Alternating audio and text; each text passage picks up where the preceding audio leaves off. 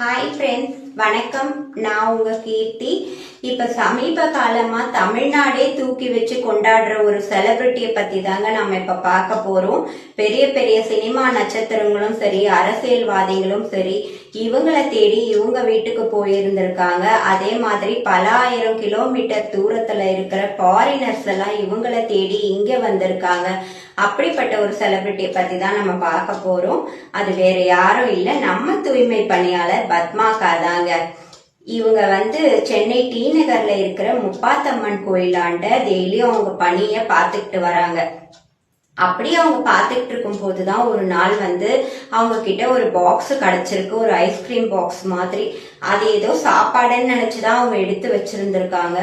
அப்புறமா பார்க்கும்போதுதான் தெரிஞ்சிருக்கு அதுல இருந்தது 50 லட்சம் ரூபாய் மதிப்புள்ள தங்க நகைகள்னு சொல்லிட்டு.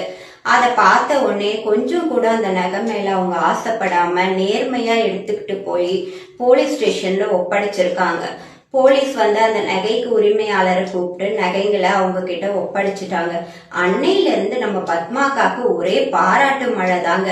நம்ம முதல்வர் ஸ்டாலின் அவர்கள் நேர்ல கூப்பிட்டு 1 லட்சம் ரூபாய்க்கு செக் கொடுத்து பாராட்டி இருந்திருக்காரு. சூப்பர் ஸ்டார் ரஜினிகாந்த் அவரும் அவரோட வீட்டுக்கு கூப்பிட்டு தங்க செயின் போட்டு இருந்திருக்காரு. அதே மாதிரி நம்ம லலிதா ஜுவல்லரியோட ஓனரான கிரண்குமார் அவரும் அவங்கள நேர்ல கூப்பிட்டு பாராட்டி அவங்களுக்கு ஏதோ செஞ்சிருக்காரு பெருசா. அது மட்டும் இல்லாம நம்ம தமிழிசை சவுந்தரராஜன் அவங்க நேர்ல போய் பார்த்திருந்திருக்காங்க. நடிகர் பார்த்திபன் பார்த்திருந்திருக்காரு.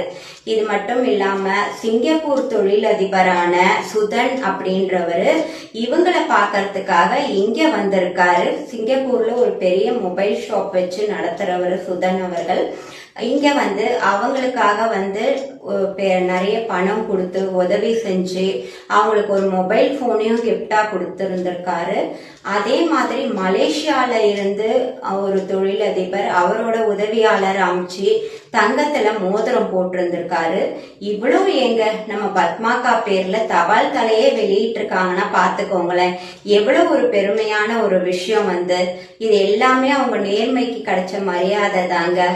பத்மாக்கா ரொம்ப சந்தோஷம். இதை விட உங்க வாழ்க்கையில இன்னும் நீங்க மேல மேல உயரத்துக்கு போகணும்னு நான் வேண்டிக்கிறேன்.